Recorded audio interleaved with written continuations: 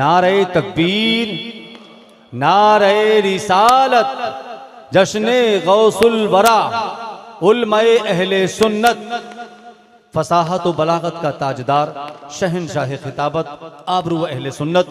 مجھے یقین ہے کہ سارا سماج بدلے گا، مجھے یقین ہے کہ سارا سماج بدلے گا، طریقہ بدلے گا، رسم و رواج بدلے گا. ایسا ہی خطاب ہوتا رہا ہمارے جلسوں میں تو ایک دن ضرور نوجوانوں کا مزاج بدلے گا. جن کے لہجے سے جھڑتے ہیں پھول لفظوں کے، سنا ہے آج آپ کے شہر میں وہی عظیم خطیب آیا ہے.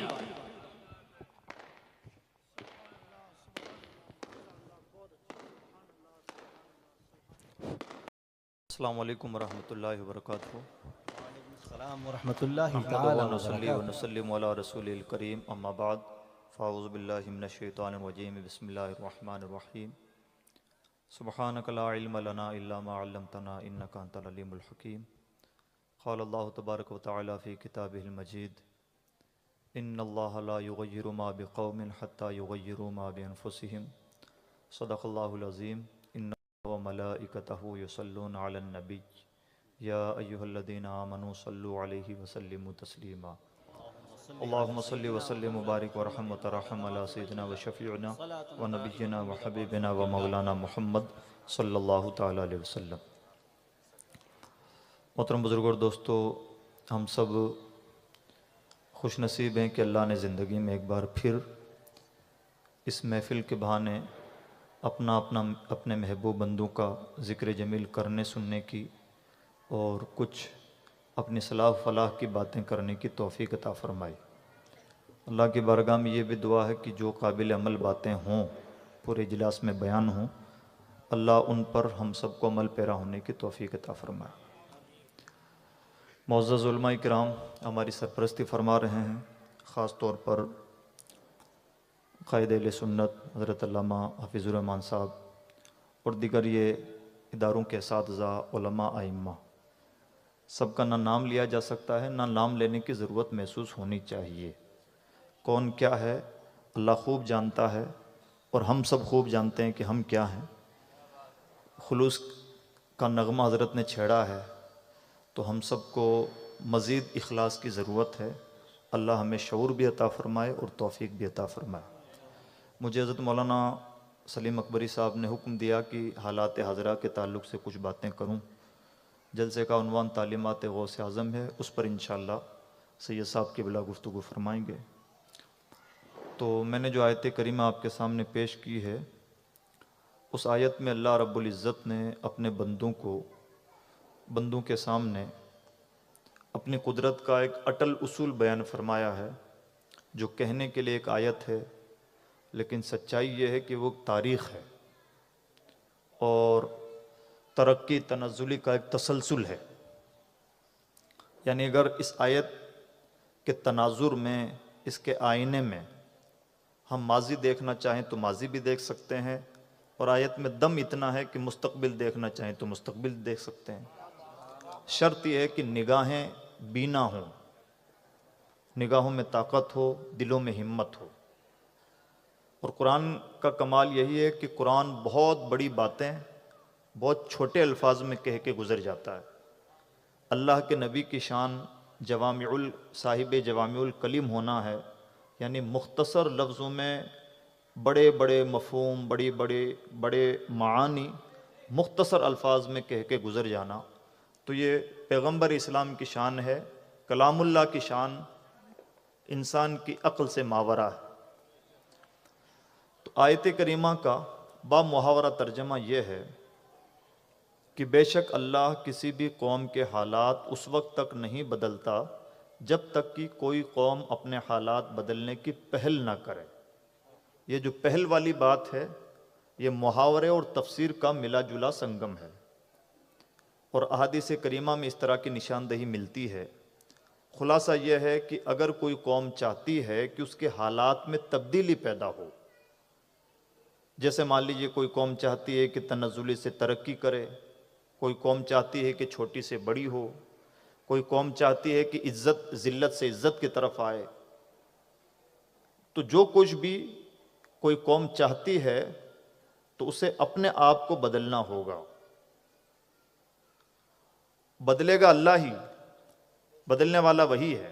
ہاتھ پاؤں قوم کو مارنے ہوں گے، بالکل ایسے ہی جیسے رزاق وہی ہے، لیکن اس کے رزاق ہونے کا مطلب یہ نہیں ہے کہ ہم ہاتھ پہ ہاتھ دھرے بیٹھے رہیں اور بنا بنایا کھانا تمباکو میں سج کر ہمارے گھر کی دہلیز تک پہنچ جائے، بلکہ جس طرح سے رزق کے لیے ہمیں دوڑ دھوپ کرنی ہوتی ہے، اسی طرح سے اگر ہم اپنے حالات بدلنا چاہتے ہیں تو اس کے لیے بھی دوڑ دھوپ کرنی ہوگی، طریقے بدل جاتے ہیں۔ تو اس لیے اس کا بامحاورہ ترجمہ یہ ہوا کہ اگر کوئی قوم کا نام ہے قوم بنی اسرائیل، آج کے زمانے میں کوئی بھی باشعور اس قوم سے ناواقف نہیں۔ قرآن پاک نے اس قوم کے 3 چہرے پیش کیے ہیں، اور 3 چہروں سے ایسی تاریخ چھن چھنا کے سامنے آتی ہے کہ اب کسی بھی طرح کا ابہام باقی نہیں رہ جاتا۔ وہ تاریخ کیا ہے؟ قوم بنی اسرائیل۔ ذرا ایکو بند کر دیجئے بھائی، سادہ کر دیجئے اس کو، ہے نا؟ اور اب توجہ فرمائیں، مزید توجہ میں چاہوں گا کہ آپ کریں۔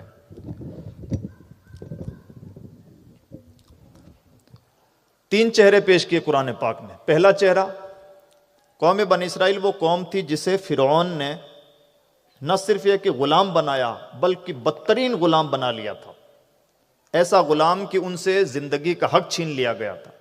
بچے پیدا ہوتے انہیں مروا دیا جاتا، عزت نام کی کوئی چیز ان کے نام نہ تھی، اور بدترین غلامی کی زندگی قوم بنی اسرائیل جی رہی تھی۔ اللہ نے کرم فرمایا، حضرت موسیٰ علیہ السلام کو بھیجا، اور موسیٰ علیہ السلام نے اپنی قوم بنی اسرائیل کو فرعون سے نجات دلوائی، اور اس کی ایک لمبی چوڑی تفصیل اور تاریخ ہے جو ہم سب نے پڑھی سنی ہوگی۔ یہ ایک اینگل، بدترین غلامی سے، اور بلکہ یوں کہہ لیجئے کہ موت اور زندگی کی کشمکش سے نکال کر کے قوم بنی اسرائیل کو اس سے نجات دلانا اور بڑی عزت دلانے کا کام کیا حضرت موسیٰ علیہ السلام نے۔ اب اس کا دوسرا چہرہ، موسیٰ علیہ السلام کے عہد میں موسیٰ علیہ السلام کے صدقے اللہ نے قوم بنی اسرائیل کو اتنے انعامات عطا فرمائے، اتنی نعمتیں عطا فرمائیں کہ اللہ نے قوم بنی اسرائیل کو غیرت دلائی کہ یہ تو دیکھو اور یاد تو کرو کہ میں نے تم پر کیا کیا انعامات کیے ہیں۔ یا بنی اسرائیل اذکروا نعمتی التی انعمت علیکم وانی فضلتکم علی العالمین، اے بنی اسرائیل میری نعمتوں کو یاد کرو۔ قوم کو حاصل نہیں ہوا، اور وہ مرتبہ یہ ہے کہ قوم بنی اسرائیل میں تقریباً یکے بعد دیگرے 4000 انبیاء کرام تشریف لائے، نبیوں کی قوم بن گئی قوم بنی اسرائیل۔ اس سے بڑی فضیلت کسی قوم کے لیے کیا ہو سکتی ہے؟ اللہ نے قوم بنی اسرائیل پر انعام یہ کیا، اب جب نبی عطا کیے گئے تو آسمانی کتابیں بھی عطا کی گئیں، صحیفے عطا کیے گئے، شریعتیں عطا کی گئیں، بڑا نوازا گیا قوم بنی اسرائیل کو۔ بلکہ قوم بنی اسرائیل پر اللہ نے کرم یہ فرمایا، آج تک یہ پریکٹس بھی کسی دوسری قوم کے ساتھ نہیں ہوئی، قوم بنی اسرائیل کے لیے اللہ نے جنت سے غذائیں نازل فرمائیں۔ ہم اور آپ کی جو زندگی میں دوڑ دھوپ ہے نا، جتنی بھی کا عالم یہ ہے کہ اللہ نے مسلسل نبی بھیجے، تو اللہ نے تو انعامات فرمائے، ریئیکشن میں قوم بنی اسرائیل نے کیا مسلسل نافرمانیاں، مسلسل بغاوتیں، سرکشی۔ اللہ نے نبی بھیجے، قوم بنی اسرائیل نے کیا وَيَقْتُلُونَ النَّبِيِّينَ بِغَيْرِ الْحَقِّ، نبیوں کا قتل کرنا شروع کر دیا۔ اللہ نے جنت سے غذائیں نازل فرمائیں، ان کی آواز تھی لن نصبر علی طعام واحد، ہم صرف ہمیشہ ایک ہی ٹائپ کا کھانا نہیں کھا سکتے، ہمیں اپنے زبان کے چٹخاروں کے لیے نئی غذائیں چاہیے، بھلے غذا جنتی بھی کیوں نہ ہو، ہمیں الگ الگ ٹیسٹ چاہیے۔ یہ ٹیسٹ کی طلب نہیں، یہ ٹھیٹ شرارت ہے۔ جنت کی غذا ایسی نہیں ہے کہ اس سے انسان کا جی بھر جائے، یہ شرارت تھی قوم بنی اسرائیل کی۔ اللہ نے قوم بنی اسرائیل کو نعمتوں سے نوازا، عزت اور وقار سے نوازا، اور انہوں نے بجائے اس کے کہ عزت کا شکر ادا کرتے گھمنڈ کا شکار ہو گئے اور کہنے لگے نحن ابناء اللہ و احباؤہ، ہم معاذ اللہ اللہ کے بیٹے ہیں اور اللہ کے محبوب ہیں۔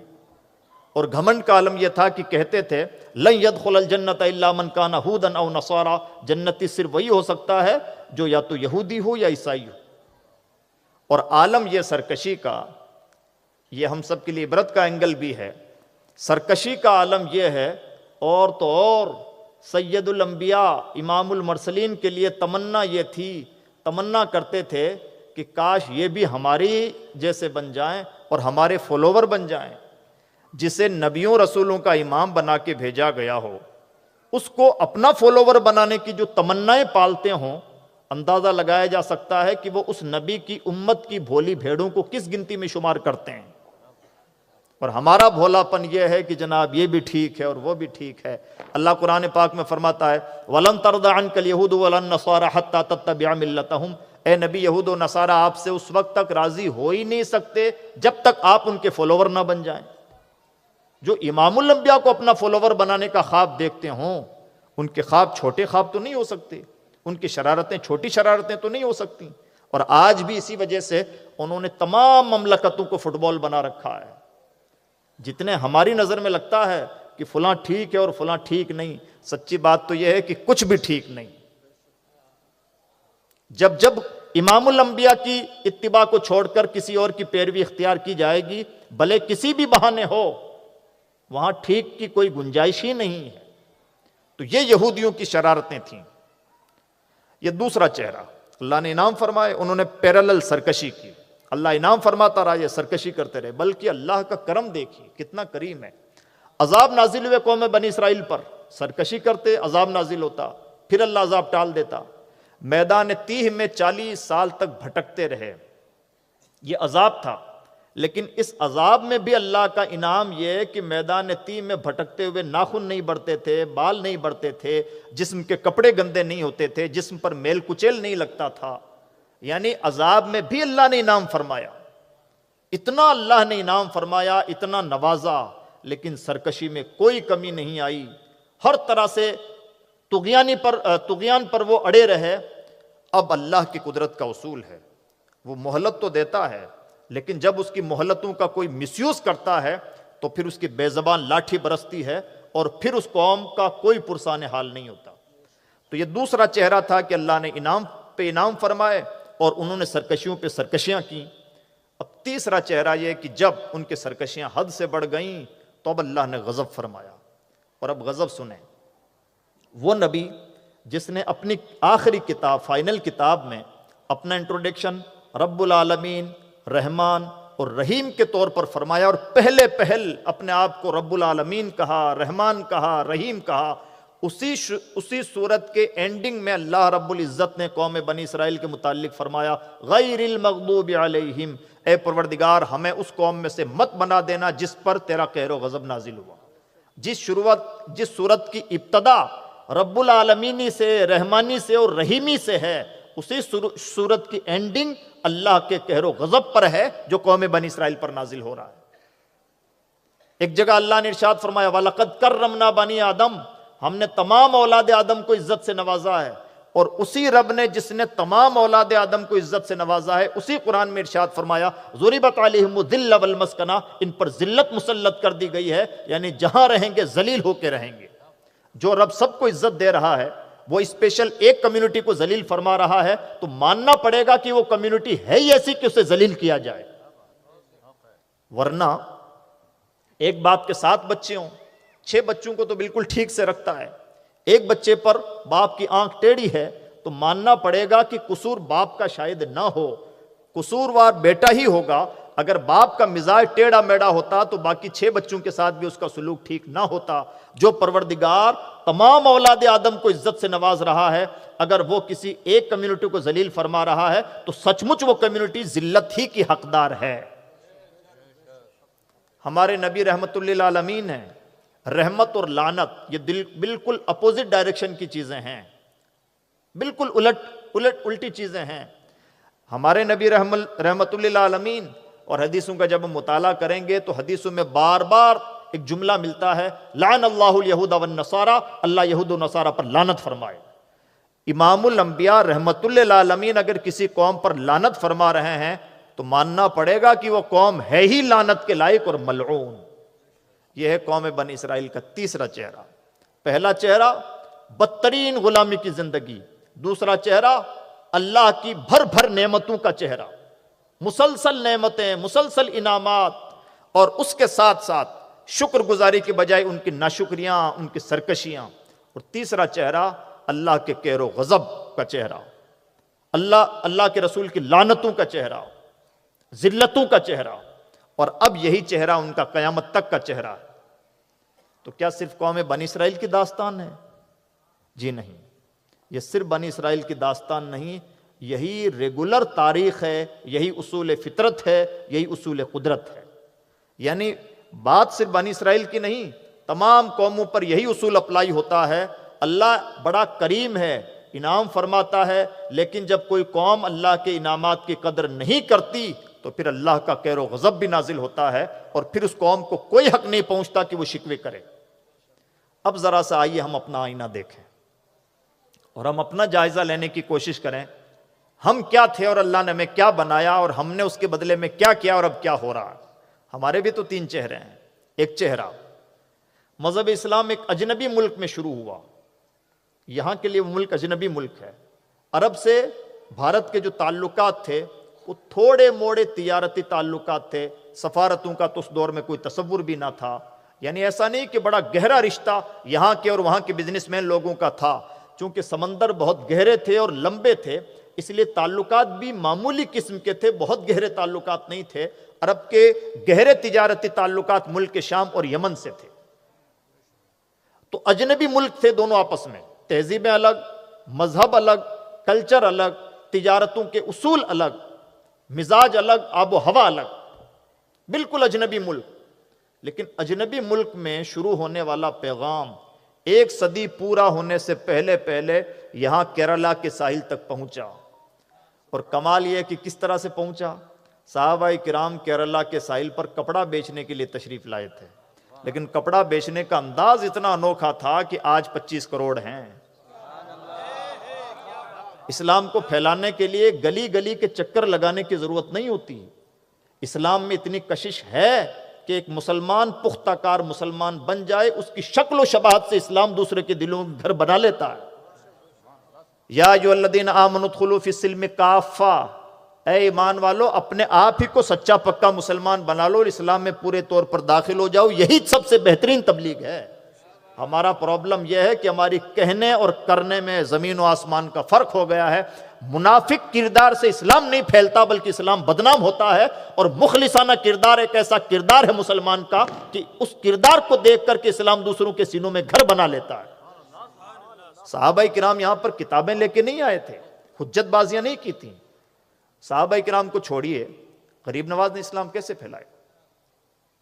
غریب نواز نے جتنے لوگوں کو بھی کلمہ پڑھایا، کہا جاتا ہے کہ 90 لاکھ کی تعداد مشائخ چشت کے تھرو کلمہ پڑھنے والے لوگوں کی، ہم تو کہتے ہیں کم کر دیجئے اور کم کر دیجئے، کم کرتے کرتے 10 لاکھ ہی مان لیجئے۔ اگر غریب نواز کے تھرو 10 لاکھ لوگوں نے بھی کلمہ پڑھا تو جناب تھوڑی دیر کے لیے ٹھہر کے سوچئے 10 لاکھ کہتے کسے ہیں؟ اگر ہم اور آپ کو 10 لاکھ لوگوں سے مسافہ کرنا پڑے تو یہ چمڑی ادھڑ جائے۔ 10 لاکھ لوگوں کی کایا پلٹ دینا۔ اب سوال یہ پیدا ہوتا ہے کہ غریب نواز نے کیا کیسے؟ کیسا ہوتا تھا کہ غریب نواز بڑی کتابوں کا ڈھیر لے کے بیٹھتے تھے، دیکھو بیٹا تمہارے مذہب میں یہ ہے اور ہمارے مذہب میں یہ ہے اور اس کی دلیل یہ ہے اور اس کا جواب یہ ہے؟ کیا یہ ہوتا تھا؟ ہوتا کیسا تھا یہ؟ غریب نواز کی سیرت تو یہ بتاتی ہے کہ اپنے دن کا 2/3 وقت وہ تنہائی میں خلوتوں میں گزارتے تھے، اور ایک تنہائی میں عبادتیں بھی ہیں، لوگوں سے ملاقاتیں بھی ہیں، خدمت خلق بھی ہے، یعنی 2 تنہائیاں اپنے رب کے لیے اور ایک خلوت اللہ کی مخلوق کے لیے اور اپنے لیے۔ جو شخص اس طرح سے اکیلے پن کی زندگی گزار رہا ہو وہ لاکھوں لاکھ لوگوں کے دل بدل دے رہا ہے، یہ ہوتا کیسے تھا؟ سچائی یہ ہے، یہ علمی کمال نہیں ہے، نہ علمی تنتنوں سے اسلام پھیلتا ہے عام طور پر۔ سچی بات تو یہ ہے کہ اقبال کی زبان میں کہیے تو خرد کے پاس خبر کے سوا کچھ اور نہیں، اور تیرا علاج نظر کے سوا کچھ اور نہیں۔ اسلام نظروں کا کام ہے، علاج آتش رومی کے سوز میں ہے تیرا، تیری خرد پہ غالب فرنگیوں کا فسوں۔ عقل و دانش سے اسلام نہیں پھیلتا ہے، اسلام نظر سے، کردار سے، عمل سے پھیلتا ہے۔ اور کئی بار اسلام کو پھیلانے کے لیے سو کالڈ تبلیغ نہیں چاہیے، صرف تبلیغ سے اور بستر ڈھونے سے بھی اسلام نہیں پھیلتا ہے، یہ تو اپنوں کی افہام و تفہیم کا ذریعہ ہو سکتا ہے۔ اسلام کے پھیلاؤ کا بنیادی سانچہ یہ ہے کہ آپ پختہ کار مسلمان بن جائیں، آپ کا کردار ہی دوسروں کے لیے مبلغ ہے۔ جو شخص 2 تنہائیاں اپنے رب کے لیے گزارتا تھا، جب وہ جلوتوں میں آتا، باہر نکل کے آتا اپنے حجرے سے، تو اس عالم میں جس کی اس پر یا اس کی جس پر نگاہ پڑ گئی اس کے دل کی دنیا بدلنی ہی بدلنی ہے۔ اس کا نقطۂ آغاز صحابہ کرام کیرلا میں کپڑا بیچنے آئے تھے۔ کپڑا بیچنے کا اسٹائل ایسا یونیک تھا کہ جو بھی دیکھتا تھا حیرت میں پڑ جاتا تھا۔ کیا طریقہ تھا؟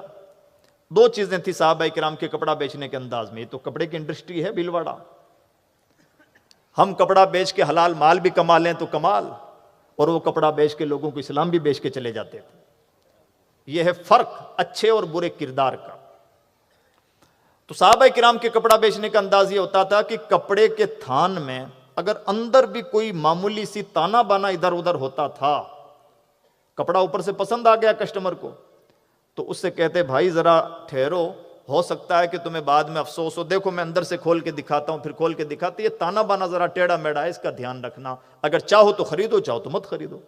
تو انڈیا کے لوگوں کے لیے بڑی انوکھی چیز تھی، طرح طرح کی لائٹنگ سے کپڑے میں بے ایمانی کرنا تو سکھایا جاتا ہے، یہ کون سکھاتا ہے کہ کپڑے کے عیب ظاہر کیے جائیں؟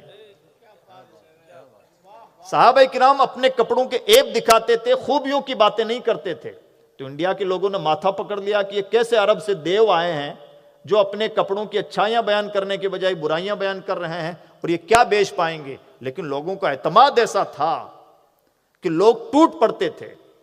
دوسری بات یہ ہوتی تھی کہ جیسے ہی نماز کا وقت ہوتا تو ایک آدمی آگے بڑھ جاتا امامت کے لیے، اور باقی سب لوگ، تمام کسٹمر کھڑے ہیں، سب کو چھوڑ چھاڑ کر کے باقی لوگ اس کی اقتداء میں کھڑے ہو جاتے۔ انڈیا کے لوگ منہ تکتے رہ جاتے کہ ان کے سامنے کوئی مورت بھی نہیں ہے اور پتہ نہیں یہ کیا کر رہے ہیں۔ یہ دو ادائیں تھیں جس نے آج کروڑوں کی تعداد بنائی ہے۔ ایک پختہ کار مسلمان ہم بن جائیں، ہمارا کردار ہی مبلغ اسلام ہے، اور یہ اسلام کا مطالبہ ہے، قرآن پاک کا مطالبہ، اور ایک بار نہیں دو بار مطالبہ ہے۔ دوسرے موقع پر اللہ نے ارشاد فرمایا، یا ایھا الذین آمنوا آمنو، اے ایمان والو ایمان لے تو آؤ۔ ایک انسان پختہ کار، ایک مسلمان پختہ کار مسلمان بن جائے، اس کا کردار اسلام کی تبلیغ کی ضمانت بنتا ہے۔ یہ طریقہ رہا ہے۔ تو عزیز دوستو، آج اگر ہم جائزہ لیں کہ اللہ نے ہمارے ساتھ بھی تو یہی تاریخ دہرائی جا رہی ہے۔ اجنبی ملک میں پروان چڑھنے والا مذہب پہلی صدی میں یہاں پہنچا، چند لوگ دائرہ اسلام سے وابستہ ہوئے، اور دیکھتے ہی دیکھتے کچھ وقت کے بعد میں عالم یہ ہو گیا کہ اقتدار کی کرسی پر کلمہ آ گیا۔ اجنبی ملک میں پروان چڑھنے والا میسیج، پیغام اتنا عام اور اتنا مقبول اور اتنا زیادہ اثردار کہ وہ عام لوگوں کے دلوں سے کرسیوں تک پہنچ جائے، اور ایسا نہیں کہ چند سالوں سے ایکسیڈنٹل طور پر کرسی پر پہنچا، تقریباً 800 سال تک وہ کلمہ ان کرسیوں پر حکومت کرتا رہا۔ یہ چھوٹا ہی نام ہے، اب وہ جیسے بھی رہے ہوں کلمہ گو، لیکن یہ اللہ کا چھوٹا ہی نام نہیں کہ بالکل اجنبی ملک میں پروان چڑھنے والے میسیج کو اللہ نے ایسا قبول عام عطا فرمایا۔ لیکن جب اللہ نے اتنا بڑا انعام فرمایا کہ عام لوگوں سے شاہوں تک پہنچا دیا، تو شاہوں نے کیا کیا؟ تاج محل تعمیر کیے، شاہوں نے لال قلعے تعمیر کیے، اونچے محل بنائے، ناز نخروں کی زندگیاں گزریں، عیش پرستی کا مزاج پیدا ہوا، اور آج بھی وہی مزاج ہے۔ سورسز بدلے ہیں، لائف اسٹائل بدلا ہے، عیش پرستی کا مزاج نہیں بدلا۔ اور ایسا نہیں ہے کہ بادشاہوں کا مزاج ایسا تھا، ہم اور آپ کا مزاج بھی یہی ہے۔ ہم ہوئے، تم ہوئے کہ میر ہوئے، سب انہی زلفوں کے اسیر ہوئے۔ جن کی حیثیت ہے کہ سونے کے باتھ روم بنا سکتے ہیں، بنا رہے ہیں۔ جن کی حیثیت یہ ہے کہ چند دنوں کے فٹ بال میچ کے لیے پورے ملک کا نقشہ پلٹ کر سکتے ہیں چاپلوسی میں، تو کر رہے ہیں۔ اور جن کی حیثیت یہ ہے کہ مہنگے ریسٹورنٹ میں کھانا کھا سکتے ہیں، تو کھا رہے ہیں۔ ہماری حیثیت اتنی بڑی نہیں ہے ان جیسی، تو اس لیے اتنا بڑا نہیں کر پا رہے ہیں۔ اگر ہماری حیثیت بڑی ہوتی تو ہم بھی عیش پرستی میں کسی سے کم نہیں۔ اگر اللہ نے کسی کو مال و دولت سے نوازا ہے، آج بھی کیا کر رہے ہیں؟ مہنگی شادیوں کے علاوہ کر بھی کیا سکتے ہیں؟ اپنے مکان چمکانے سے زیادہ کیا کر سکتے ہیں؟ مہنگی گاڑیوں سے زیادہ، فیشن سے زیادہ کر بھی کیا رہے ہیں؟ عیش پرستی کا مزاج نہیں بدلا ہے۔ اور یہ مزاج پھر عوام ہی کا نہیں، ہم خواص کا مزاج بھی یہی ہے۔ ٹھنڈی ہوائیں، ٹھنڈا موسم، ٹھنڈی باتیں، اور اپنے سر سے بلائیں ٹالنے کا مزاج آج بھی عیش پرستی کا مزاج ہے، جو مسلمانوں کے رگ رگ میں پایا جاتا ہے، اور یہ سب کے رگوں میں پایا جاتا ہے۔ ہم نے اپنے لیے کچھ سنہرے بہانے تلاش کر لیے ہیں اور کچھ ایک سیف زون تلاش کر لیا ہے، اسی میں جینے کا مزاج ہے۔ تو اجنبی ملک میں پروان چڑھنے والے کلمہ کو اللہ نے ایسا اعزاز سے نوازا، اور مسلمانوں نے اس انعام کے بدلے میں کیا کیا؟ بجائے اس کے کہ صحابہ کی طرح محنتیں کرتے ہیں، جاں فشانیاں کرتے ہیں، صحابہ کے لیے بھی تو مال و دولت کے دروازے کھلے تھے نبی کے بعد، لیکن جب دروازے کھلے تھے تو صحابہ روتے تھے۔ حضرت عثمان غنی رضی اللہ تعالیٰ عنہ صاحب حیثیت انسان تھے، لیکن صاحب حیثیت ہوتے ہوئے بھی کبھی بھی ناز نخنوں کا کھانا نہیں کھاتے تھے، بلکہ اہتمام کرتے تھے کہ کھجور اور شہد ایک ساتھ نہ کھایا جائے، فضول خرچی ہے، تن کو زیادہ آرام ملتا ہے۔ یہ صحابہ کا مزاج رہا، بلکہ جب اور زیادہ مالداری بڑھ گئی تو صحابہ روتے تھے اس کو یاد کر کے، اور کہتے تھے کہ ایسا لگتا ہے کہ دنیا ہم پر حملہ کرنا چاہتی ہے۔ یعنی تاریخ میں مثالیں موجود ہیں کہ ان لوگوں کا بھی کردار تھا، ایسا نہیں ہے کہ صحابہ کے پاس مالداری کا کوئی آپشن نہیں تھا یا ان کے لیے ہمیشہ دروازے بند تھے، غریبی کا ایک وقت تھا، لیکن ایک وقت امیری کا بھی آیا، صحابہ کا مزاج نہیں بدلا۔ حضرت سیدنا ابو عبیدہ ابن جراح رضی اللہ تعالیٰ عنہ وہ عظیم ترین انسان ہیں جن کے ہاتھوں اللہ رب العزت نے بیت المقدس کو حضرت فاروق اعظم کے زمانے میں فتح فرمایا۔ حضرت فاروق اعظم کو دعوت دی گئی امیر المومنین کی حیثیت سے کہ بیت المقدس کی چابیاں عیسائیوں سے اپنے ہاتھوں میں لیں۔ ابو عبیدہ ابن جراح نے بطور کمانڈر حضرت فاروق اعظم کو طلب فرمایا۔ حضرت فاروق اعظم رضی اللہ تعالیٰ عنہ مدینہ منورہ سے فلسطین حاضر ہوئے، اور جب سب کچھ ہو گیا، پورا میدان فراہم ہو گیا، تو حضرت فاروق اعظم بڑے مدبر انسان تھے۔ انہوں نے حضرت ابو عبیدہ ابن جراح سے کہا، آج اللہ نے اسلام کو بڑی شوکت اور عظمت عطا فرمائی آپ کی محنتوں کے صدقے میں، تو سب لوگ شاہی دعوت کریں گے۔ دعوت ہوئی اور سب سپاہی الگ الگ جگہوں پر کھانا کھانے لگے۔ حضرت فاروق اعظم نے کہا، ابو عبیدہ آپ کمانڈر ہیں، میں آپ کا مہمان بنوں گا۔ حضرت ابو عبیدہ ابن جراح نے بات ٹالنی چاہیے اور کہنے لگے، حضور آپ جانتے ہیں کہ میں فقیر منش انسان ہوں، میری طبیعت میں فقیری ہے، بہتر ہوگا کہ آپ اچھے لوگوں کے یہاں دعوت قبول کریں، مجھے بھی ٹھیک نہیں لگے گا، آپ کو بھی ٹھیک نہیں لگے گا۔ فاروق اعظم اتنی آسانی سے ٹلنے والے نہ تھے، انہوں نے کہا، نہیں ابو عبیدہ میں آپ ہی کا مہمان رہوں گا۔ حضرت ابو عبیدہ ابن جراح رضی اللہ تعالیٰ عنہ کے مہمان بنے فاروق اعظم، وہ کمانڈر یا امیر المومنین۔ جب ان کی کٹیا میں پہنچے جہاں پر حضرت ابو عبیدہ ابن جراح کے لیے عارضی کٹیا بنائی گئی تھی، تو حضرت ابو عبیدہ ابن جراح نے اپنا مصلی بچھایا امیر المومنین کی ضیافت کے لیے، اور پانی کا ایک پیالہ رکھا، اور پھر اپنی جھولی سے روٹی کے سوکھے ٹکڑے نکالے اور کہنے لگے، حضور آپ کی ضد ہے کہ آپ میرے ہی مہمان بنے تو میں تو یہ کھاتا ہوں، آپ تناول فرمائیں۔ حضرت فاروق اعظم کی آنکھوں میں آنسو آ گئے اور کہنے لگے، ابو عبیدہ نبی کے بعد ہم سب بدل گئے ہیں، لیکن نبی کا ابو عبیدہ اب بھی نہیں بدلا ہے۔ ایسا نہیں ہے، ایسا نہیں ہے کہ ان کے پاس آپشن نہیں رہے، آئے ہیں آپشن، مال و دولت ٹوٹ پڑتا ہے، لیکن جب جب مال و دولت کے دروازے کھلے ہیں، حضرت فاروق اعظم نے کے سامنے جب بھی مال و دولت کے دروازے کھلے، لمبی چوڑی مملکتیں ان کے زیر نگیں آئیں، تو انہوں نے سرائے تعمیر کیے، گھوڑوں کے لیے بڑے بڑے میدان فراہم کیے، راستے بنائے، اور اسی طرح سے دنیا کی تعمیر و ترقی میں رول ادا کیا۔ عیش و آرام کے لیے اس کا استعمال نہیں کیا، بلکہ فاروق اعظم تو وہ عظیم ترین انسان ہیں جنہوں نے اپنے گورنرز کو، آج کے دور میں مان لیں کہ سی ایم وغیرہ، سی ایم ٹائپ سے گورنرز کو اسپیشل آرڈر ایشو کیے تھے، کوئی ترکی گھوڑے کا استعمال نہیں کرے گا، کوئی نرم و نازک کپڑا استعمال نہیں کرے گا، اور کوئی گورنر اپنے گھر کے سامنے دربان نہیں رکھے گا۔ شاید مصر کے گورنر کی شکایت پہنچی، ایاز ابن غنم ان کی شکایت پہنچی کہ وہ اپنے دروازے پر دربان رکھتے ہیں۔ حضرت فاروق اعظم رضی اللہ تعالیٰ عنہ تک شکایت پہنچی، حضرت فاروق اعظم نے تحقیق کی، اور تحقیق کرنے کے بعد میں انہیں طلب کیا، اور طلب کرنے کے بعد میں جو بھی مال و منال ہوتا تھا جمع کر لیتے تھے، اور ایاز ابن غنم سے کہتے ہیں کہ تم اس لائق نہیں کہ تمہیں انسانوں کا گورنر بنایا جائے، ایک جانوروں کا ریوڑ، بکریوں کا ریوڑ دیتے ہیں اور کہتے ہیں گورنر صاحب جائیے آپ بکریاں چرائیے۔ گورنر کو بھی یہ تاکید تھی کہ ایسا عیش و آرام نہیں کیا جائے گا۔ حضرت خالد بن ولید رضی اللہ تعالیٰ عنہ جنہیں سیف اللہ کہا جاتا ہے، وہ جس میدان میں ہوتے تھے میدان ان کا ہوا کرتا تھا، لیکن ان کے بارے میں ایک ہلکی سی شکایت ملی کہ انہوں نے کچھ شاعروں کو نظر و نیاز پیش کر دی ہے۔ فرماتے ہیں اگر اپنے پیسے سے نظر و نیاز پیش کی ہے تو فضول خرچی جو ناجائز، اور اگر بیت المال سے پیش کی ہے تو امانت میں خیانت جو ناجائز۔ بہر صورت خالد بن ولید اس بات کے حقدار ہیں کہ انہیں ہٹا دیا جائے، اور ہٹا دیا جاتا ہے۔ یہ مزاج رہا ہے اسلام کا مزاج۔ یہاں ہم نے کیا کیا؟ یہاں تاج محل، ناز نخرے، شاہی مزاج، نام کا حصہ شاہی بن گیا۔ ہمارے یہاں تو مسجدیں بھی شاہی مسجدیں ہیں، مقبرے بھی شاہی مقبرے ہیں، ہر چیز میں شاہی مزاج پیدا ہو گیا۔ کیا مقبروں میں بھی شاہانہ پن ہوتا ہے؟ یہ ہمارے یہاں ہوا ہے۔ جب اس طرح سے عیش و آرام کا، اقتدار کا اور کرسیوں کا استعمال کیا، تو تیسرا چہرہ یہ ہے کہ آپ یہاں پیدا ہوئے ہیں، اس کے لیے بھی آپ کو آئی ڈی دینی پڑے گی، 1970 سے آپ یہیں کے ہیں۔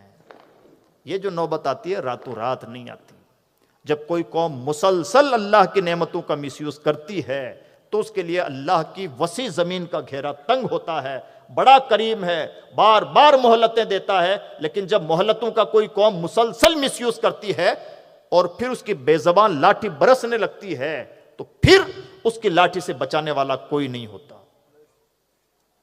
اگر ہم چاہتے ہیں، ہونا کیا چاہیے؟ جب نعمتیں ملیں تب شکر اور نعمتوں میں بڑا التزام ہے، بڑا گہرا تعلق ہے۔ اگر نعمتوں کے ساتھ شکر چلتا رہے تو اتنا کریم ہے کہ ارشاد فرماتا ہے لئن شکرتم لازیدنکم، تم جتنا میرا شکر ادا کرو گے میں اتنا زیادہ عطا فرماؤں گا۔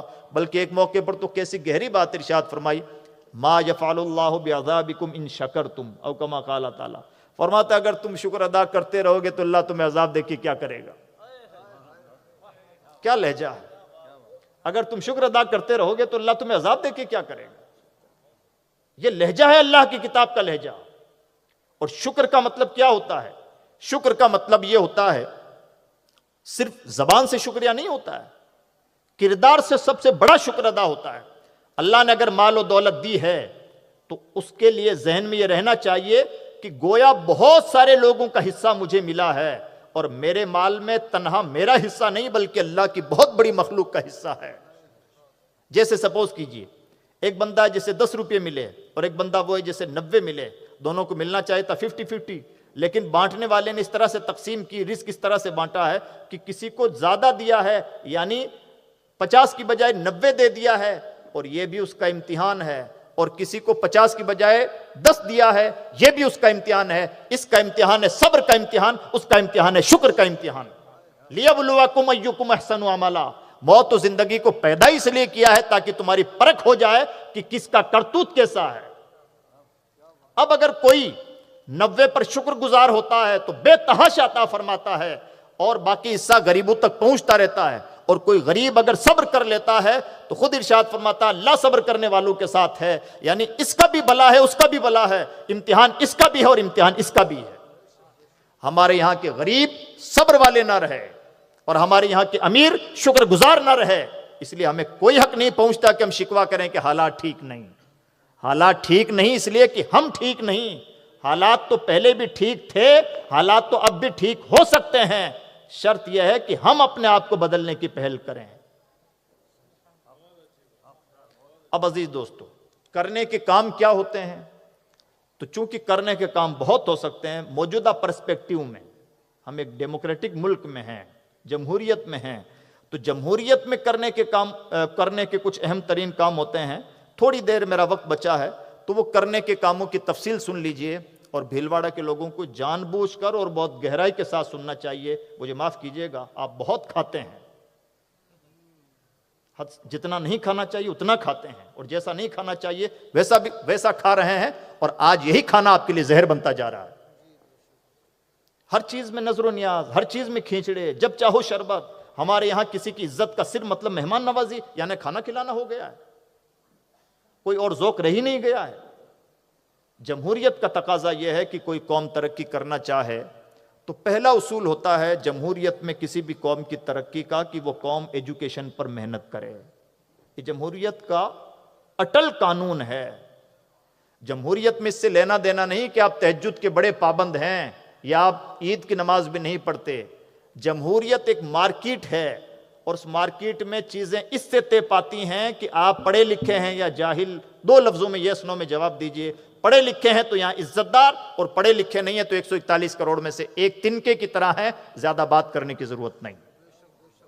جمہوریت کا دوسرا اصول یہ ہے، جمہوریت میں اس انسان کو گھاس ڈالا جاتا ہے، اس کو ویلیو دی جاتی ہے جس کے ہاتھوں میں کچھ ہوتا ہے۔ جس کے ہاتھوں میں کچھ نہیں، وہ 141 کروڑ میں سے ذرا صف میں پیچھے ہو جائے، اس سے بات کرنے کا لوگوں کے پاس وقت نہیں ہے۔ اور ذرا اندازہ لگائیے 141 کروڑ ہمارے ملک کی آبادی کسے کہا جاتا ہے 141 کروڑ؟ ایک جھاڑو لیجئے جس میں 100-200 تنکے ہوں اور ان تنکوں کو گنتے جائیے اور لائن لگاتے جائیے، آپ کے ایسے بہت سارے میدان چھوٹے پڑ جائیں گے 141 کروڑ تنکوں کے لیے۔ یہ ویلویشن ہے ہماری اور آپ کی، اگر ہم تعلیم یافتہ نہیں ہیں یا مالی طور پر مضبوط نہیں ہیں۔ غریب ملکوں میں اور بڑی آبادی والے ملکوں میں کوئی پوچھ نہیں ہوتی ان قوموں کی جنہوں نے اپنے آپ کو ملک کی ضرورت نہیں بنایا ہوتا ہے۔ ایسا نہیں ہے ہمارے ملک میں کوئی 2-3 ہزار ٹوٹل پاپولیشن ہے کہ آپ کو بڑے لاڈ پیار سے پالا جائے۔ دنیا کی سب سے بڑی آبادی والا ملک ہے ہمارا ملک، 141 کروڑ کی آبادی ہے اور بڑی تیزی کے ساتھ مسلسل آگے بڑھ رہی ہے۔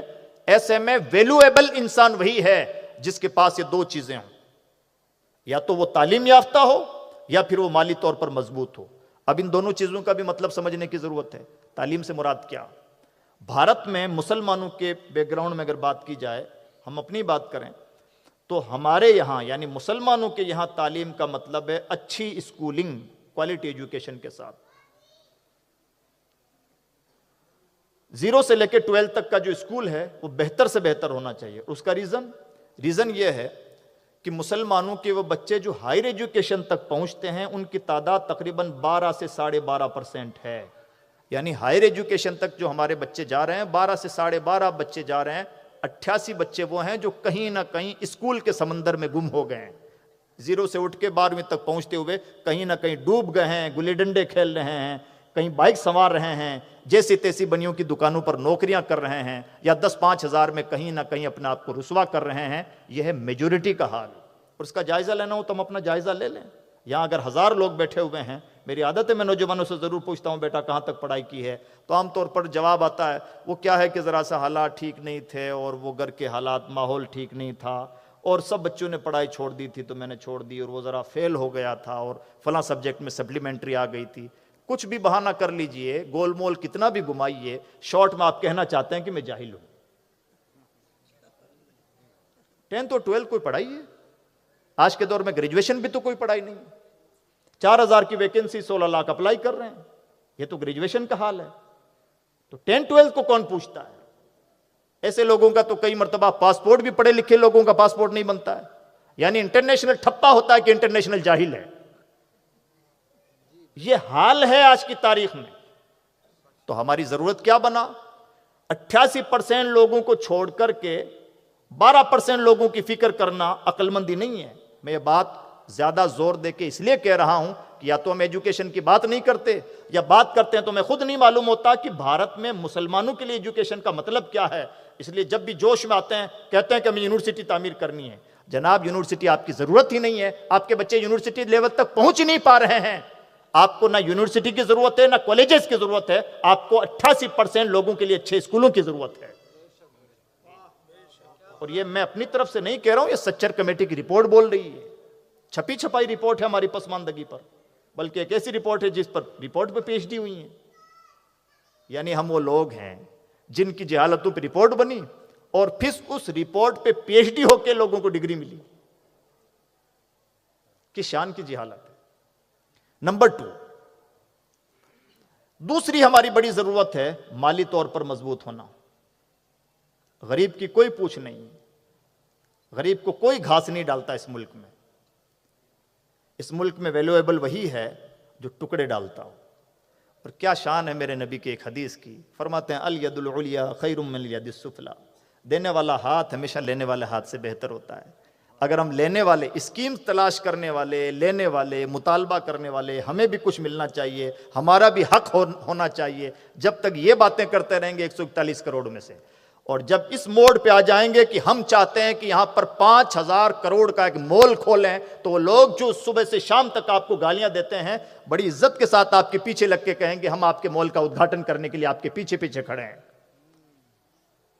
اس ملک میں کئی مرتبہ سزا ملتی ہے لفظ خان آگے پیچھے ہونے کی سلمان اور شاہ رخ کو۔ ٹرول کیا جاتا ہے، انہیں برا بھلا کہا جاتا ہے، انہیں مشورہ دیا جاتا ہے کہ آپ پڑوس میں چلے جائیں، لیکن آپ نے کبھی بھول کے نہیں سنا ہوگا کہ عظیم پریم جی کو کوئی برا بھلا کہتا ہو۔ وجہ اگر شاہ رخ و سلمان بڑے پکے مسلمان ہیں تو عظیم پریم جی بھی اتنے ہی پکے مسلمان ہیں تو دونوں سیم سیم۔ ان کو برا بھلا کہا جا رہا ہے، انہیں نہیں۔ وجہ ہے یہ چونکہ چھوٹے درجے کے مسلمان ہیں اس بڑے مسلمان کے مقابلے میں، اس لیے یہ ٹکڑے ڈالنے والے نہیں ہیں تو ویلیویبل بھی نہیں، وہ ٹکڑے ڈالنے والے ہیں تو انہیں راشٹرپتی کا تک آفر دیا جاتا ہے۔ یہ مزاج ہے جمہوریت کا مزاج۔ یہاں پھر میرے نبی کی مہر دیکھیں، فرماتے ہیں کاد الفقر ان یکون کفرا، کئی بار ایسا ہوتا ہے کہ غریبی کفر کا سبب بن جاتی ہے، آج کے دور میں بن رہی ہے۔ اب دو طریقے رہے، یا تو اپنے آپ کو ایجوکیشنلی اتنا ایکسٹرا آرڈینیٹری بنائیے، اتنا ایڈوانس بنائیے کہ دنیا آپ کی محتاج ہو، فائنینشیل طور پر اپنے آپ کو اتنا اسٹرانگ کیجئے کہ دنیا آپ کی محتاج کرم ہو، اور اگر آپ اپنے آپ کو اس لائق نہیں بناتے تو آپ کی کوئی پوچھ نہیں ہے۔ ہماری پریشانی یہ ہے کہ نہ ہماری توجہ ایجوکیشن پہ سیریسلی ہے، اسکولیں ہیں تو کوالٹی مینٹین نہیں ہے، اسکولیں ہیں تو میڈیم مینٹین نہیں ہے، اسکولیں ہیں تو اسکولوں پہ توجہ نہیں ہے، کاؤنسلنگ نہیں ہے، بچوں کا فوکس نہیں ہے، ماں باپ کو ویلیو نہیں معلوم ہے، حجت بازیاں ہیں، طرح طرح کی سیاستیں ہیں، اور سیکنڈری پیسہ کماتے نہیں، ہلکی پھلکی نوکریاں کر رہے ہوتے ہیں، اور اگر اللہ نے اپنے کرم سے نواز دیا ہے تو جتنا کمایا ہے ایک ہی بیٹی کی شادی میں 3 کروڑ خرچ کر کے پھر ٹھنڈے بیٹھ جائیں گے۔ جس قوم کی بچیاں کئی مرتبہ اس لیے بھاگ جاتی ہوں کہ باپ کے سر پہ کب تک بوجھ بنی رہیں، اور باپ کے پاس اتنی طاقت نہیں کہ مہنگے زمانے میں ٹھیک سے شادی کر سکے، اس قوم کا اگر کوئی امیر انسان مہنگی شادی کرتا ہے تو سچائی ہے کہ وہ شادی نہیں کرتا، غریبوں کی آہیں لیتا اور اپنے اوپر اللہ اور رسول کی لعنت برسواتا ہے۔ یہ نہایت ہلکے پن کی دلیل ہے۔ ہمیں کوئی حق نہیں پہنچتا کہ ہم مہنگی شادیاں کریں، ہمیں کوئی حق نہیں پہنچتا کہ ہم مہنگے مکان بنائیں، بلکہ ہمیں کئی بار یہ بھی حق نہیں پہنچتا کہ ہم مہنگی مسجدیں بنائیں۔ ہماری مسجدیں بھی سادہ ہوں، ہمارے ادارے بھی سادہ ہوں، ہماری زندگی بھی سادہ ہو، ہماری فکر میں بھی سادگی ہو۔ اور پیغمبر اسلام کا صاف ارشاد ہے، انا وت کیا امتی براء من التکلف، میں اور میری امت کے پرہیزگار لوگ کوئی بناوٹ نہیں کرتے، بناؤ سنگار سے، فیشن سے، ان تمام چیزوں سے ہم پاک ہیں، ہمارا کوئی تعلق نہیں ہے۔ اس لیے عزیز دوستو، ان دو چیزوں پر بہت سیریسلی فوکس کرنے کی ضرورت ہے۔ غریبوں کی ذمہ داری بنتی ہے کہ ایجوکیشن پہ فوکس کریں، امیروں کی ذمہ داری بنتی ہے کہ اللہ نے اگر آپ کو امیر بنایا ہے تو صرف ناز نخروں میں مت الجھے رہیے، اور اگر امیر کوئی سمجھدار ہو تو میں گزارش کروں گا، اگر اللہ نے تھوڑا موڑا بھی آپ کا آئی کیو لیول بلند کیا ہے تو آپ ذرا کبھی معاشروں میں اپنی حیثیت پہچاننے کی کوشش کریں۔ آج جب کسی امیر آدمی کا انتقال ہوتا ہے تو غریبوں کی زبان پر کئی مرتبہ پاکیزہ الفاظ بھی، ادب والے الفاظ بھی نہیں ہوتے، فلاں آدمی مر گیا، وہ یہ کہنا بھی ہچکچاہٹ محسوس کرتے ہیں کہ فلاں آدمی کا وصال ہو گیا۔ کیوں نہیں ہے امیروں کے لیے غریبوں کے دلوں میں عزت؟ اس لیے کہ جو انسان اپنے پیسے کا صرف اپنے ناز نخروں کے لیے استعمال کرتا ہے، فیشن کے لیے استعمال کرتا ہے، آج ہمیں کوئی باک نہیں ہے کہتے ہوئے کہ اکبر بدتمیز انسان تھا، اور ہمیں یہ کوئی باک نہیں ہے کہ فلاں بادشاہ اچھا تھا یا برا تھا۔ جب بادشاہوں پر تبصرے کرنے میں انسانیت نہیں ہچکچاتی تو اس زمانے کے چھوٹے موٹے ایکسیڈنٹل طور پر مالوار ہونے والوں پر تبصرے کرنے میں دنیا کب ہچکچائے گی؟ کوئی پرسان حال کسی کا نہیں ہے، ہم سب اپنے کرتوتوں کا بدترین خمیازہ بھگتتے ہیں۔ پرابلم یہ ہے کہ جب وقت رہتا تو سنورتے نہیں، امیر بھی اپنی امیری کا مس یوز کرنے کے بعد خمیازہ بھگتتا ہے، اور غریب بھی اپنی غریبی پر صبر نہ کر پانے یا سمجھدار نہ ہونے کا خمیازہ بھگتتا ہے۔ لیکن المیہ یہ ہے کہ سب باری باری مر رہے ہیں، اپنے وقت پہ کوئی نہیں سنورتا۔ اس لیے عزیز دوستو، ان دو محاذوں پر بہت سیریسلی فوکس کرنے کی ضرورت ہے۔ کچھ باتیں سمجھ شریف میں آئیں؟ بات بات پر سیاست مت کیجیے، اور بہت زیادہ نخرے بھی مت کیجیے، اور نخروں سے یاد آیا، نخرے کوئی مت کیجیے، نہ علماء کیجیے نہ عوام کیجیے۔ یہ نخریلا شہر بنتا جا رہا ہے آہستہ آہستہ، اچھی بات نہیں ہے۔ سادگی اختیار کیجیے۔ ہمیں زیب نہیں دیتا کہ ہم بہت لمبی چوڑی مسجدیں اور لمبے چوڑے ناز انداز کے ساتھ زندگیاں گزاریں۔ ہمارا مزاج نہایت سادہ مزاج ہونا چاہیے۔ یہی اسلام کا مزاج رہا ہے، یہی پیغمبر اسلام کا مزاج رہا ہے، اور یہی برکتوں کا مزاج رہا ہے۔ اور اللہ دو پیسے دے، اللہ کوئی شعور دے، اللہ توفیق علم و عمل دے، تو اس کا استعمال حضور کی امت کی بھلائی کے لیے کیجئے۔ آخری طور پر جو میں بارہا کہتا ہوں اور کہنا میری مجبوری بھی ہے، اس حدیث پر اپنی گفتگو ختم کروں۔ حضور نبی اکرم صلی اللہ علیہ وسلم کا فرمان ہے، جسے امام طبرانی نے اپنی معجم میں کوٹ کیا ہے، فرماتے ہیں من اصبح ولم یہتم بامور المسلمین فلیس منہم، جس شخص کی، لفظی ترجمہ ہوگا، جس شخص کی ایک صبح اس حال میں ہو کہ اسے امت مسلمہ کی فکر نہیں، وہ مسلمانوں میں سے نہیں۔ اگر حضرت مولانا حفیظ الرحمان صاحب آپ سے کہہ دیں کہ آپ مسلمان نہیں تو ہم آگ بگولا ہو جائیں، جانے کیا کیا کر گزرے ہیں کہ مولانا صاحب نے یوں کیوں کہہ دیا اور ان کو کیا حق پہنچتا ہے۔ جس کا کلمہ پڑھتے ہیں اگر وہی کہہ دے کہ آپ مسلمان نہیں تو اب کس کا فتویٰ ان پہ چلے گا، اور ان کے فتوے سے بڑا فتویٰ کس کا؟ نبی کا یہ فتویٰ کس کے لیے؟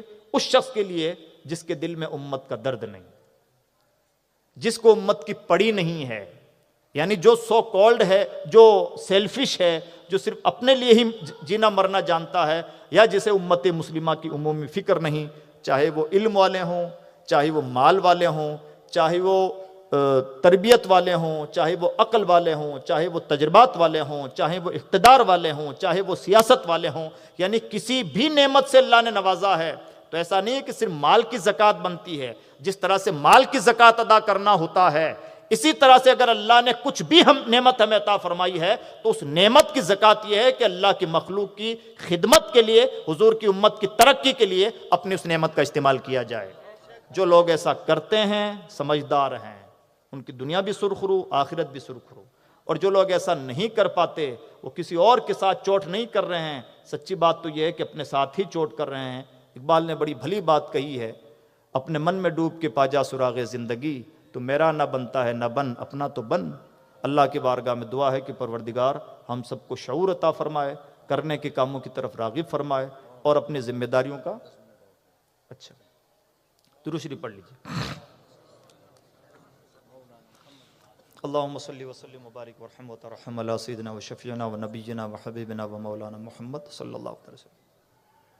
میرا ٹائم 11:30 تک تھا، کچھ دیر اور کے لیے بول رہے ہیں، ایگزیکٹ 11:30 ہوا ہے تو کچھ دیر اور بھلی باتیں سن لیں۔ ایک اہم ترین پوائنٹ جو اس وقت ہم سے مس ہو رہا ہے وہ ہے اپنی اولاد کی تربیت کا، اور اس پر بہت زیادہ توجہ دینے کی ضرورت ہے۔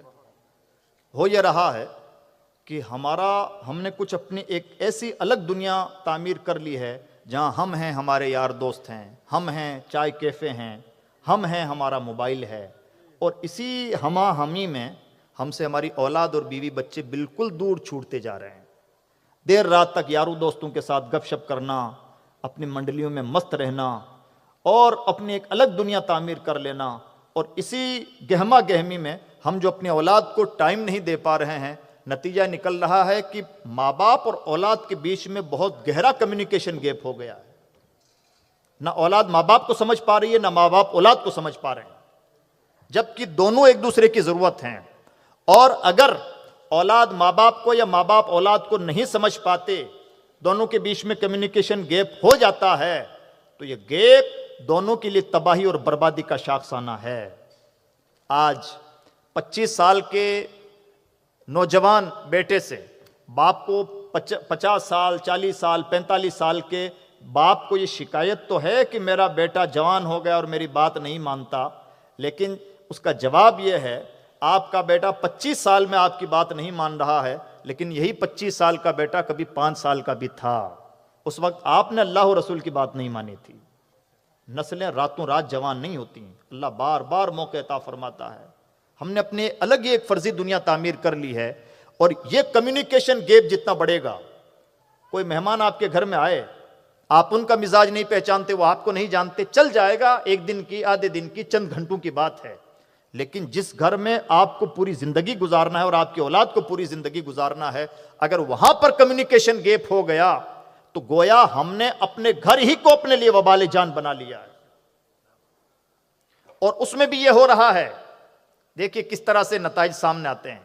جن لوگوں نے اپنی اولاد کو کچھ مذہبی تربیت دی ہے، ان کی اولاد تو کئی مرتبہ لحاظ کر جاتی ہے کہ میرا باپ ہے، اب جیسا بھی ہے مجھے سمجھ میں نہیں آتا، والد صاحب میری بات نہیں سمجھ پاتے، ڈیڈ پرانے زمانے کے ہیں، پاپا پرانی آئیڈیالوجی رکھتے ہیں، کہہ کے وہ آدمی ٹال لیتا ہے لیکن پھر بھی ایک لحاظ رکھتا ہے۔ اور جن گھروں میں 100% ویسٹرن کلچر ہے اور باپ زیادہ ہی ایڈوانس تھا اپنے زمانے میں اور اپنی اولاد پر کوئی نگاہ نہ رکھی، وہ 25 سال کا نوجوان صرف اپنے باپ کو پرانے خیالات کا کہہ کے نہیں ٹالتا بلکہ اس کے ساتھ بھرپور بدتمیزی بھی کرتا ہے۔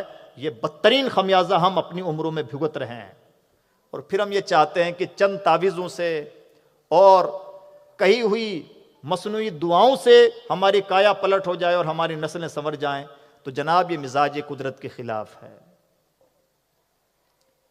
بلکہ عالم یہ ہے کہ کئی مرتبہ ہم مولانا حضرات کی اولادیں بھی ہمارے اپنے کنٹرول میں نہیں ہوتی، تو ہمارے تعویذوں سے دوسروں کی اولادیں کیسے ان کے کنٹرول میں چلی جائیں گی؟ اور تعویذوں میں اتنی ہی تاثیر ہوئی ہوتی، تعویذوں میں تاثیر کا بھی ایک پرابلم ہے، اگر اتنی ہی تاثیر ہوئی ہوتی تو امت کا نقشہ کچھ اور ہی ہوتا، لیکن پرابلم یہ ہے کہ وہ بھی تو ایک پروفیشن ہے۔ اس لیے ہماری ذمہ داری بنتی ہے کہ اس سلسلے میں ہم اپنے گھروں کا گہرا جائزہ لینے کی کوشش کریں۔ اولاد ایک ریگولر کتاب کی حیثیت رکھتے ہیں، اور اس کتاب کو ایک بار نہیں 50 بار پڑھنا ہوتا ہے تب سمجھ میں آتا ہے، اور جو اس کتاب کو گہرائی کے ساتھ پڑھ لیتے ہیں، سمجھ لیتے ہیں، ان کا تیر ٹھیک اسی نشانے پہ لگتا ہے جہاں وہ لگانا چاہتے ہیں۔ یعنی ہمیں اپنی اولاد کو ٹائم دینا ہوگا، اپنی اولاد کو سمجھنا ہوگا، اپنی اولاد کی سائیکولوجی کو سمجھنا ہوگا، ان کے عمر کا جو گیپ ہے اس گیپ کو سمجھنا ہوگا، ان کے زمانوں کے جو جدید تقاضے ہیں ان تقاضوں کو سمجھنا ہوگا۔ اگر ہم اتنے ایڈوانس لیول کے ہیں تو ایگزیکٹ ہماری نسل ویسے ہی تیار ہوگی جیسا ہم چاہتے ہیں، اور اگر اس میں ذرا سا بھی اینگل چھوٹے تو ہو سکتا ہے آج کے کچے زمانے میں ہماری اولادیں ہمارے اپنے لیے وبال جان۔ ایسے بہت مثالیں ہیں۔ مثال کے طور پر گزشتہ دنوں ایک کیس سامنے آیا، بیکانیر کا ایک بچہ جو رمضان میں اعتکاف میں بیٹھا، امام صاحب مصباحی صاحب ہیں تو ان کا رمضان بعد میں رمضان بعد میں اس نے نماز بھی چھوڑ دی، تو امام صاحب نے کہا بیٹا تم رمضان میں تو اعتکاف میں بھی بیٹھے تھے اور اب تم نماز بھی نہیں پڑھتے، تو کہنے لگا مولانا صاحب امام صاحب یہ بات تو چھوڑیے، میرا تو جی چاہتا کہ میں اسلام ہی چھوڑ دوں۔ مولانا کی زمین نکل گئی کہ یہ بات۔ انہوں نے مجھے فون کیا اور پوری سچویشن بتائی اور کہا کہ آپ سے ملنا ہے۔ ملاقات ہوئی، میں نے اس بچے کو ٹٹولنے کی کوشش کی تو دیکھیے کتنی ہلکی سی بات نکل کے آئی۔ بچہ کہنے لگا مولانا صاحب بات یہ ہے کہ والد صاحب نے بہت ناز نخروں سے پرورش کی اور والد صاحب نے کبھی ہلکی سی مصیبت بھی مجھ پہ نہیں آنے دی اور مجھے ہلکا سے بھی محنت والا کام نہیں کرنے دیا، اور اب میرا ذہن اتنا کچا ہو گیا کہ میں سمجھ رہا ہوں کہ میں دنیا میں پتہ نہیں کیسے سروائیو کر پاؤں گا، اس لیے مجھے تو نہ ماں باپ اچھے لگتے ہیں، نہ کوئی مذہب اچھا لگتا ہے، نہ یہ اچھا نہ وہ اچھا۔ دیکھیے ایک ہلکی سی چوک، نظام قدرت اپنے اولاد کو اتنے لاڈ پیار سے بھی نہ پالیں کہ آپ کا لاڈ پیار ہی آپ کے لیے وبال جان بن جائے، بن جا رہا ہے۔ آج کی نسلیں اتنے کچے ذہن کی ہو گئی ہیں کہ تھوڑا سا بھی پریشر آتا ہے اولاد پر تو بچے سوسائڈ کر لیتے ہیں۔ اور شکر ادا کیجئے مذہب اسلام کا کہ کلمہ کی بدولت سوسائڈ کرنے والوں میں اہل ایمان کا ریشو کم سے کم رہتا ہے، یعنی ہم 1000 بار گنہگار صحیح لیکن کلمہ نے پھر بھی ہماری جان بچا رکھی ہے، یہ بھی اللہ کا کتنا بڑا انعام ہے۔ ورنہ وہ نسلیں اور وہ لوگ، بلکہ وہ بڑے لوگ جن کی اپنی دنیایں تھیں، جنہوں نے اپنے انداز سے اپنی اولاد کی تربیتیں کی اور بڑے ناز نخروں کے ساتھ اپنی اولادوں کی پرورش کی، آج وہی اولادیں ذرا سا بھی پریشر میں آتی ہیں تو پریشر برداشت نہیں کر پاتی اور بھری جوانی میں یا بڑھاپے میں ماں باپ کی دنیا اجڑ جاتی ہے اور اولاد آ جہانی ہو جاتی ہے۔ کتنی بڑی چوک ہے۔ یعنی ہر چیز میں ہم نے جس طرح سے ہم فرضی کھانا کھا رہے ہیں، فرضی دوستیاں نبھا رہے ہیں، ہر چیز میں فارمیلٹی کر رہے ہیں، اولاد کی پرورش میں بھی ہم فارمیلٹی ہی کر رہے ہیں۔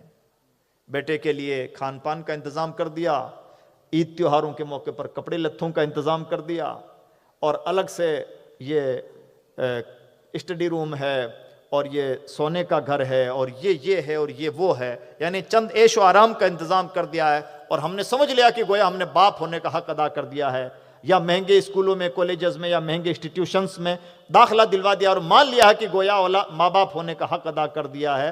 ہم بیچ میں بھول جا رہے ہیں کہ تربیت انہی 2 چیزوں کا نام نہیں بلکہ تربیت اتنا گہرا پارٹ ہے کہ اللہ نے قرآن پاک میں ارشاد فرمایا وَقُلْ رَبِّ ارْحَمْهُمَا كَمَا رَبَّيَانِي صَغِيرًا، اے انسان دعا کر کہ اے میرے رب میرے بوڑھے ماں باپ پر ویسے ہی رحم فرما جیسے بچپن میں انہوں نے میری تربیت کی۔ ماں باپ کے بڑھاپے کے لیے جس چیز کو وسیلے کے طور پر پیش کیا گیا وہ ہے بچپن کی تربیت۔ بچپن کی تربیت کوئی معمولی تربیت نہیں ہوتی، اور تربیت کا مطلب یہی نہیں ہوتا کہ ہم اپنے بچے کو چوم لیں، چاٹ لیں، یا اس کو ٹافی دلوا دیں، یا اس کے لیے سردی گرمی کے کپڑوں کا انتظام کر دیں۔ تربیت کا مطلب ہوتا ہے ہمہ جہت بچے کے ذہن کو مسلسل پڑھتے رہنا، اور جیسے جیسے بچے کا ذہن بڑا ہو رہا ہے ذہن کے اکارڈنگ بچے کو پڑھتے رہنا۔ اور جب کوئی ماں باپ اپنے اولاد کا اتنا گہرائی کے ساتھ مطالعہ کرتے ہیں تو ان کی اولاد ٹھیک ویسی ہی ہوتی ہے جیسی ہونی چاہیے۔ ورنہ ایک گھر گھر کے شکوے ہیں کہ حضرت تعویذ دے دیجئے کہ صبح سے شام تک موبائل کا پیچھا نہیں چھوڑتا، حضرت تعویذ دے دیجئے کہ میں کہہ کہ تھک گیا ہوں یہ بات نہیں مانتا اور اسکول نہیں جاتا، اور حضرت تعویذ دے دیجئے کہ بچہ کسی الگ ہی دنیا میں مست ہو گیا اور صبح سے شام تک گیمنگ میں مست ہے یا کسی سے چیٹ میں مست ہے۔ معاف کیجئے گا، ہمارے پاس ایسا کوئی تعویذ نہیں، اور ہمارے پاس نہیں، کوئی کہے کہ نہ کہے، کسی کے پاس ایسے تعویذ نہیں ہے۔ تعویذ ماں باپ کے پاس خود ہے اگر وہ کرنا چاہیں۔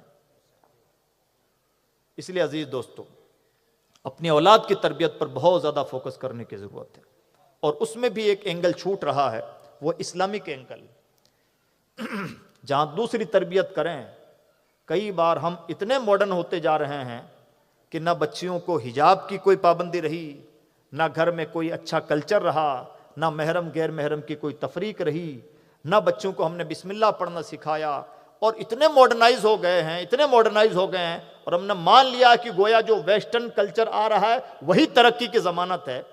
اگر ویسٹرن کلچر ہی ترقی کی ضمانت ہوتا تو وہاں تو شادیوں کی ضرورت بھی محسوس نہیں کی جاتی۔ اور عالم یہ ہے کہ وہ عورت جس نے ریگولر 3-4 بچوں کو جنم دیا ہے لیکن بچوں کو نہیں معلوم کہ ان کا باپ کون، اور اولاد ماں کو نہیں معلوم کہ میرے بچے اس وقت کہاں ہیں، وہی آزاد خاتون جب اپنے بڑھاپے کو پہنچتی ہے تو رونے کے علاوہ اس کے پاس کوئی آپشن نہیں ہوتا، اور بدترین زندگی دنیا میں بھی جہنم بنا کے گزارتی ہے۔ دنیا کا پرابلم یہ ہے کہ دنیا اپنے گناہوں کا جلدی سے اعتراف نہیں کرتی، لیکن سچائی یہی ہے کہ جب جب اسلام سے بغاوتیں کی گئی ہیں بدترین خمیازہ بھگتا ہے دنیا نے۔ اور کسی کو نہ دیکھے، چائنا کو ہی دیکھ لیں، دنیا کی سب سے بڑی آبادی ہوتی تھی، اب نہیں ہے نا۔ کیوں نہیں ہے جناب؟ کیا چوک ہوئی؟ آج ہمارا ملک سب سے بڑی آبادی ہے، چائنا نہیں۔ وجہ یہ ہے کہ بچے 2 ہی اچھے، یہ نعرہ پہلے وہاں تھا، اور پھر ان کو بچے 2 ہی اچھے تو بچوں کو بزی کیا گیا، بچوں کو اتنا بزی کیا گیا کہ گویا انسان مشین بن گیا۔ 17 گھنٹے صرف کام میں ہی ان کا دل لگتا ہے، انسانوں کا انسانوں میں بھی دل نہیں لگتا، انسانوں کا ہم جنسوں میں بھی دل نہیں لگتا، اور رفیق سفر میں بھی دل نہیں لگتا۔ نتیجہ یہ ہے کہ ان سے کہا جائے کہ آپ شوہر سے کہا جائے کہ بیوی سے بھی کچھ تعلق رکھنا چاہیے تو اس کا جی نہیں لگتا، اور بیوی سے کہا جائے کہ مرد سے بھی کچھ تعلق ہونا چاہیے تو کام کے علاوہ جی ہی نہیں لگتا۔ نتیجہ یہ ہے کہ ان کے یہاں بچے پیدا ہونے کی صلاحیت ہی ختم ہو گئی، اور صاف نظر آنے لگا کہ 2050 تک تو گویا ہمارا ملک ڈوبتا جا رہا ہے۔ ہم کہاں ترقی کی باتیں کر رہے ہیں، ہمارے یہاں تو نسل ہی نہیں بچی تھی۔ اب انعام دے رہے ہیں کہ جو بچے پیدا کرے اس کے یہ انعامات ہیں، اور یہ نوکریاں ہیں، اور یہ ضمانتیں ہیں۔ ایک ملک نے اسلام کے ایک اصول سے بغاوت کی تو آج پوری دنیا کے سامنے شرمندہ ہے اور اپنے گناہوں کا کفارہ ادا کرنے کی پوزیشن میں ہے۔ ہمیں اللہ نے وہی پاکیزہ اسلام مفت میں عطا فرمایا ہے اور ہم اس کی قدر نہیں کر رہے ہیں۔ جب جب اسلام کے اصولوں سے بغاوت کی گئی ہے، کر لو بغاوت، 40 سال بعد میں یو ٹرن لے کے واپس آؤ گے اور سمجھ میں آئے گا 40 سال پہلے ہم نے جو فیصلہ کیا تھا بڑا غلط ہو گیا۔ اب ہمارے ملک میں بھی ہم یہ بارہا نہیں سنتے ہوں گے، اب دیواریں نہیں پوتی جاتی ہیں کہ بچے 2 ہی اچھے، کہے گا کوئی نہیں۔ آہستہ آہستہ سب چیزیں ختم ہو جا رہی ہیں، بلکہ کبھی کبھار سائڈ سے بیان دلوا دیے جاتے ہیں کہ بچے زیادہ پیدا کرنے چاہیے۔ ابھی ٹھہریے، ابھی آفیشیل بیان بھی آئیں گے، دیکھتے جائیے کیا کیا نہیں ہوتا ہے۔ جب جب فطرت سے بغاوت کی جائے گی دنیا بدترین خمیازہ اس کا بھگتے گی۔ شکر ادا کرنا چاہیے کہ اللہ نے بن مانگے اسلام جیسی نعمت عطا فرمائی۔ جتنا شکر ادا کریں اتنا کم ہے۔ دنیا اس لیے مر رہی ہے کہ اسلام ان کے پاس نہیں ہے، اور ہم اس لیے مر رہے ہیں کہ اسلام ہمارے پاس نہیں ہے۔ اس لیے عزیز دوستو، سنبھلنے کا وقت ہے۔ دنیا ایک عجیب دوراہے پہ کھڑی ہے، اس وقت دنیا کی ہر بیماری چھوٹی ہوتی جا رہی ہے، اور سب سے بڑا مرض بنتا جا رہا ہے اسٹریس، ٹینشن۔ موبائل بھی چلا لیا، مہنگے مہنگے کھانے بھی کھا لیے، ناز نخرے بھی پورے کر لیے، زندگی کا ہر شوق پورا ہو گیا، اندر سے جو دل بے چین ہے اس کا کیا علاج؟ اس کا علاج صرف اسلام کے پاس ہے۔ میں امید کرتا ہوں کہ شجراتی طور پر میں نے جو بکھری ہوئی باتیں آپ کے سامنے رکھی ہیں، ہم سب ان پر عمل کرنے کی کوشش کریں گے۔ اللہ رب العزت کی بارگاہ میں دعا ہے، پروردگار ہمارے شعور کی آنکھیں بیدار فرمائے، ہم سب کو ذمہ دار بنائے، اور اپنے کرنے کے کاموں پر اپنے توجہات مبذول کرنے کی توفیق بخشے۔ دوران گفتگو کوئی بھی بات کسی بھی اینگل سے خلاف شرع ہو گئی ہو تو ہم تمام حاضرین اپنے رب کی بارگاہ میں سچے دل سے توبہ کرتے ہیں۔ نستغفر اللہ تعالی و نتوب الیہ، لا الہ الا اللہ محمد رسول اللہ۔ السلام علیکم ورحمۃ اللہ وبرکاتہ۔ سبحان اللہ، سبحان اللہ، بہت یہ اعلان کریں، اعلان کر دیں کسی، سبحان اللہ۔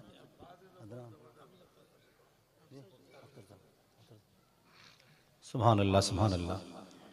دیکھیے حضرت کی تقریر، یہ سچی بات ہے کہ کچھ دیر ایسا لگا کہ ہم کھوئے ہوئے تھے، یہ محسوس ہو رہا تھا کہ ہم نہ کسی شہر میں نہ کسی گاؤں میں، ایسا لگ رہا گنبد خضرا کی چھاؤں میں بیٹھے ہیں۔ سبحان اللہ، نبی کی پیاری پیاری باتیں اور بزرگان دین کے صحیح اقوال ہم سن رہے تھے۔ اللہ تعالی حضرت میں خوب خوب برکتیں عطا فرمائے، اور جس عظیم الشان پیمانے پر دین کا یہ کام خدمت انجام دے رہے ہیں، اللہ ان کو نظر بد سے بھی محفوظ فرمائے۔ بہت شاندار گفتگو کی، دل یہ چاہ رہا تھا کہ حضرت بولتے رہیں، ہم سنتے رہیں۔ سچی بات ہے نا، تو پھر سبحان اللہ کہتے ہیں آپ۔ نعت نبی کے لیے الحمدللہ